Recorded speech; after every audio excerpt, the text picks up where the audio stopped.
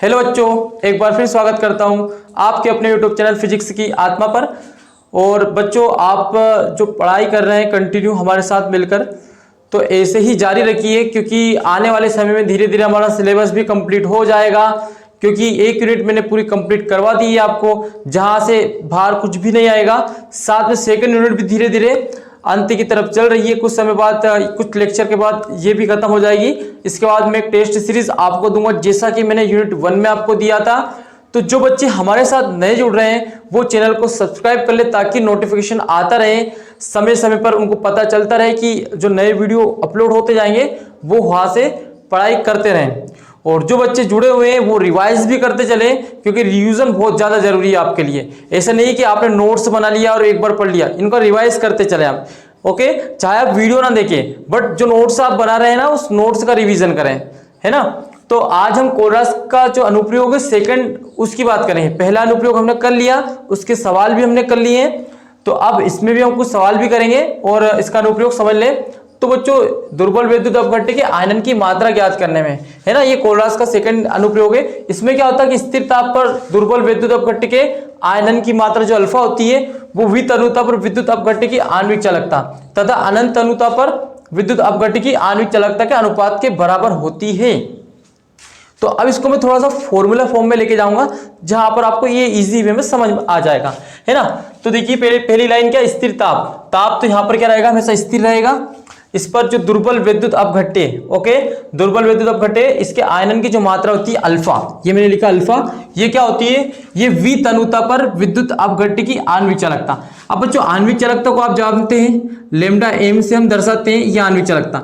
लेकिन ये आणविक चालकता कहां पर है, v तनुता पर, तो मैंने लिख दिया v तनुता पर आणविक चालकता। फिर आगे लिखा अनंत तनुता पर विद्युत अपघट्य की आणविक चालकता के अनुपात, तो ये अनुपात बना दिया। अनंत तनुता पर है यहाँ पर, तो मैंने ये अनंत तनुता पर आणविक चालकता। ओके बच्चों, अनंत तनुता पर विद्युत अपघट्य की जो आणविक चालकता होती है, ये अनंत तनुता पर विद्युत अपघट्य की आणविक चालकता, और ये v तनुता पर आणविक चालकता, है ना, के अनुपात, तो ये अनुपात के बराबर होती है। तो ये मैंने क्या, ये बराबर। तो ये जो सूत्र है ये किसको शो कर रहा है, इस सूत्र की सहायता से हम क्या कर सकते हैं, किसी भी दुर्बल विद्युत अपघट्य के आयनन की मात्रा ज्ञात कर सकते हैं। जब हमको सवाल मिलेगा, उस सवाल में आपको v तनुता पर यानी कि कुछ आयतन दिया होगा, उसकी आणविक चालकता आपको मिल जाएगी क्वेश्चन में, और हमको अनंत तनुता पर आणविक चालकता मिल जाएगी, जिससे कि हम सवाल को सोल्व कर पाएंगे। तो मैं आपको बता देता हूं, जहां अल्फा क्या है, अल्फा है जो आयनन की मात्रा आपका, है ना, और ये जो है v तनुता पर आणविक चालकता है ना। जो नोट्स रहेगा उसमें चीजें आपको लिखी हुई मिल जाएगी, और यहाँ पर अनंत तनुता पर आणविक चालकता है। बच्चों, एक और चीज आपको पता होगा कि हमने जब कोलरास का नियम पढ़ा था, उसमें अनंत तनुता पर जो आणविक चालकता होती है वो उनके अलग अलग जो आयन होते हैं, धन आयन मतलब केटायन और एन आयन, है ना, इनके योग के बराबर होती है। यहाँ पर x और y आता है, तो क्यों ना मैं कभी कभी हमको क्या होगा कि जो सवाल आएगा ना, अंकित सवाल, उसमें आपको v अनंत तनुता पर आणविक चालकता का मान नहीं देते हुए, वो हो सकता है अलग अलग आयन दे दे आपको, धन आयन की आणविक चालकता दे दे और ऋण आयन की चालकता दे दे।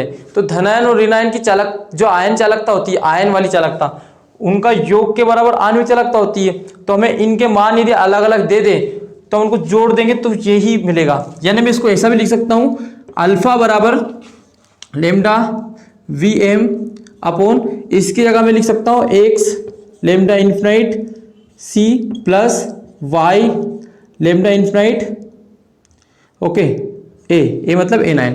तो ये वाला फॉर्मूला भी यूज कर सकता हूं। अब हम जो ये फॉर्मूले रहेंगे, ये हम उस बेस पे यूज करेंगे कि सवाल किस तरीके से दिया हुआ है ना।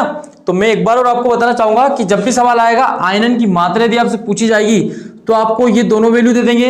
हो सकता है ये वाली वैल्यू ना देते हुए अलग अलग आयन का मान आपको दे सकते हैं, है ना।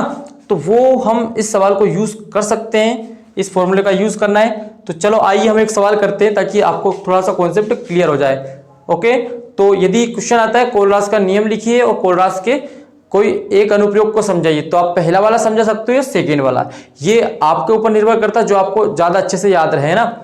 या फिर हम क्या कर सकते हैं कि इसमें ऐसा भी दे सकते हैं कि कोलरास का नियम समझाइए, इसके दो अनुप्रयोग लिखिए। तो दोनों अनुप्रयोग मैंने आपको करवा दिए, और भी इसके अनुप्रयोग है, बट एक अनुप्रयोग या दो अनुप्रयोग से ज्यादा पूछा नहीं जाता एग्जाम में।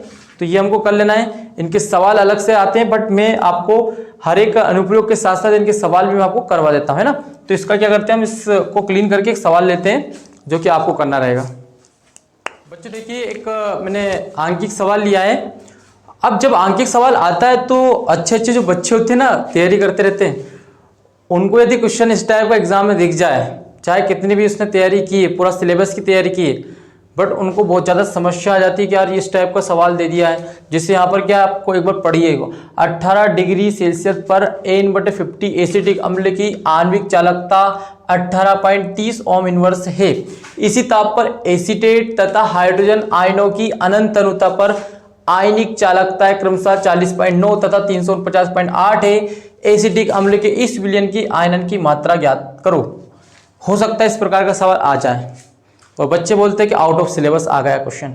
आउट ऑफ सिलेबस नहीं होता है, वो आपके आंकिक सवाल में से कोई सा ऐसा सवाल दे देते हैं उठा के जो शायद आपने नहीं पढ़ा हो, है ना।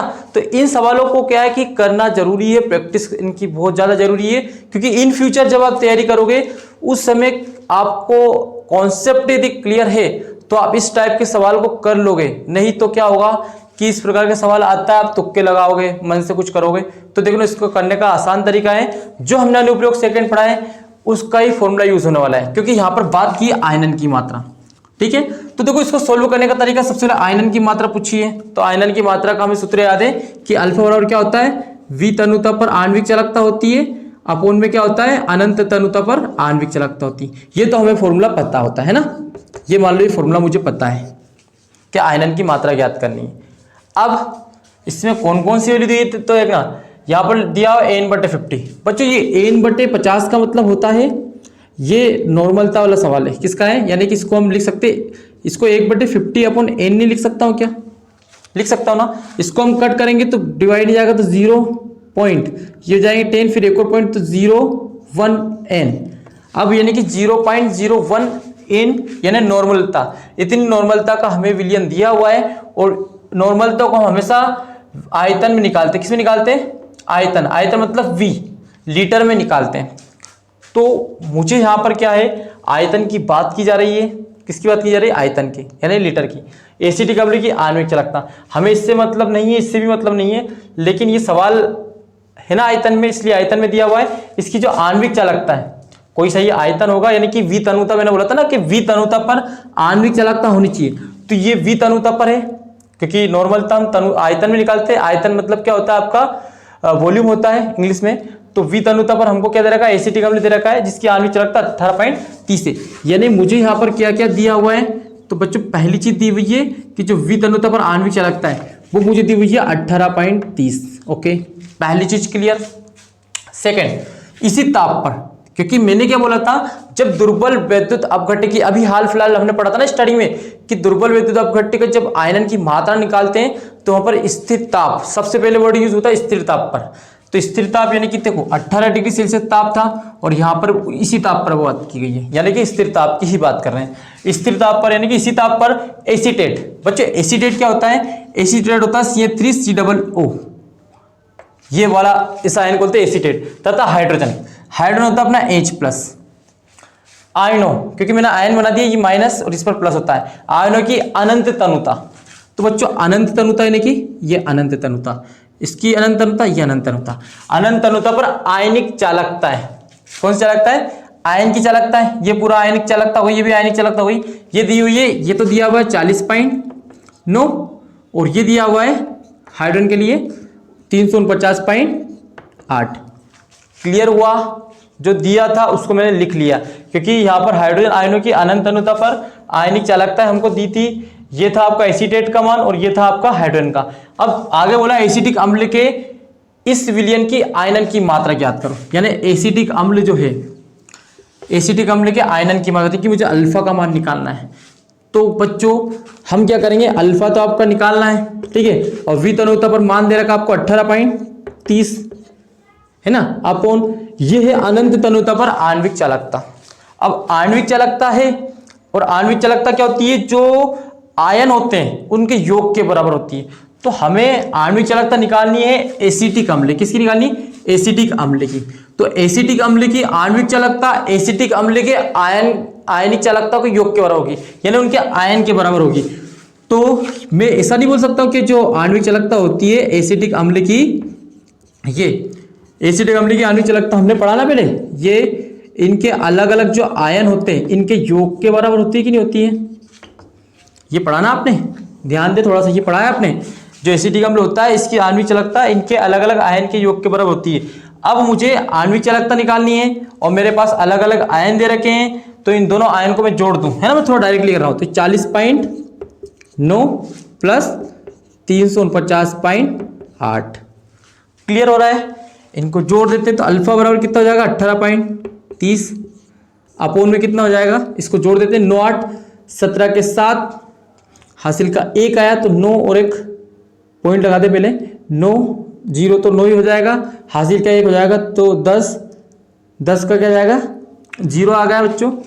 अब हासिल वापस से 1 आता है, फिर 4 और 4 8 और 1 9। फिर देखते हैं हम यहाँ पर 3 बचे हुए हैं और कुछ भी नहीं, तो 390.7। तो एक आसान तरीका ये होता है कि मैं क्या करता हूँ, इस पॉइंट को हटा देता हूँ, तो 1 और 2 नंबर के लिए 2 0 मैंने यहाँ पर यूज़ कर लिए। ओके, इस पॉइंट को हटा के 1 0 में यहाँ पर ऊपर यूज़ कर सकता हूँ। तो देखो ये 1 0 से और ये 2 0 से ये नीचे के 2 0 कैंसिल हो गए। तो थोड़ा सा मैं इधर कर रहा हूँ सवाल को, देखना हमारे पास ऊपर बचा है 183 और अपोन में कितना बचा है 3907, ये बचा हुआ है वैल्यू। तो मैं क्या करूँगा, इसका भाग इसमें देना है। तो बच्चों भाग देना थोड़ा सा डिफिकल्टी फील जब होता है ना, तो क्या करना उसके लिए, जिसे मैं भाग दे रहा हूँ मान लो, तो भाग जाएगा क्या, यहाँ पर 3000 और यहाँ 183 है, तो भाग नहीं जाएगा, उसका लगेगा 0। ओके, तो इसके बदले का हम 1 0 यहाँ पर ले लेंगे, ठीक है। फिर पॉइंट लगाएंगे। अब भाग जा रहा है क्या, ये यहाँ पर 3000 और यहाँ पर 1000 के, मतलब अप्रोक्स यहाँ पर 3000 के लगभग और यहाँ पर 1000 के लगभग है, तो भाग अभी भी नहीं जा रहा है। तो हम क्या करेंगे, वापस से 1 0 लेंगे, यहाँ पर 1 0 ले लेंगे, तो ये अब 18000 हो चुका है और ये 3000 है। तो 3 का पहाड़ा 18 में कितनी बार जाएगा, यानी कि अपन मान लेते 3907 है, यानी कि लगभग 4000 के पास है। तो 4 का पहाड़ा जब आप लोगे, तो 4 का पहाड़ा जब हम लेंगे तो कितना आएगा, तो बच्चों थोड़ा सा देख लें, 4 चुकू 16, 4 5 20 ज़्यादा जाएगा, लगभग कितनी बार जा रहा है, लगभग 4 बार जा रहा है। तो 0.04 आपका आंसर हो जाएगा, 0.04 आपका क्या हो जाएगा, आंसर हो जाएगा, जो कि बहुत इजी है, क्योंकि कुछ भी नहीं है। यहाँ पर 3907 था और हमने 18000 में भाग दिया है, तो अपन इसको अप्रोक्स 4000 मान लें। 4000 का जब पहाड़ा लेंगे तो 4 चुकू 16, 4 5 20, तो 5 बार में ज़्यादा हो रहा था, 4 बार। तो इतना इस तरीके से सवाल को हम कर सकते हैं। ऐसा नहीं है कि आप पूरा सवाल को करें क्लियरली तो इसमें प्रॉब्लम आएगी आपको। तो लगभग अपना क्या आंसर आ रहा है 0.04। इसके आगे और भी कुछ हो सकता है, बट अप्रोक्स अपना ये आंसर है। तो बच्चों आपको सवाल समझ में आ गया होगा। इस टाइप के जो भी सवाल होते हैं मैं आपको करवा दूंगा और भी, बट इस टाइप से सवाल आता है तो आप आसानी से कर लेना। ओके बच्चों, फिर नेक्स्ट वीडियो में हमारा कोलरास नियम और कोलरास के अनुप्रयोग की सारी चीज़ें कंप्लीट हो चुकी हैं और इससे संबंधित आंकिक सवाल भी मैंने आपको करवा दिए हैं। तो बच्चों नेक्स्ट वीडियो में मिलते हैं, जहाँ पर और नई चीज़ें हम मिलेंगे। ठीक है, जय हिंद।